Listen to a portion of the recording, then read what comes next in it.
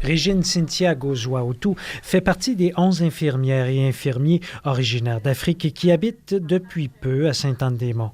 Il y a 38 personnes comme elle installées en Gaspésie. Elles sont ici pour prêter main forte aux travailleurs de la santé. Mais avant, elles doivent suivre une formation d'1 an pour s'adapter à la façon de travailler du pays. La Camerounaise a décidé de refaire sa vie ici avec ses 2 enfants et son conjoint. Je recommence toute une nouvelle vie à l'étranger. Laisser ses parents, ça a été très, très difficile. Je peux dire ça valait la peine. Le service d'accueil met les bouchées doubles pour accueillir ce flot de nouveaux arrivants. Il faut notamment habiller des familles complètes pour l'hiver. Il faut aussi trouver des endroits pour les loger. Cet afflux-là de personnes vient empirer la situation de la crise du logement qui est déjà présente là, à Sainte-Anne-des-Monts depuis plusieurs années.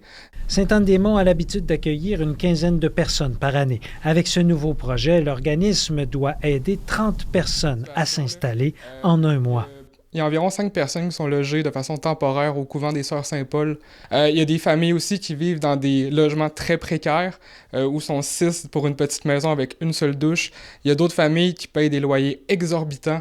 La néo-gaspésienne assure que sa famille est à l'abri des besoins. L'infirmière peut se concentrer maintenant sur ses études et apprendre à travailler avec de nouveaux outils.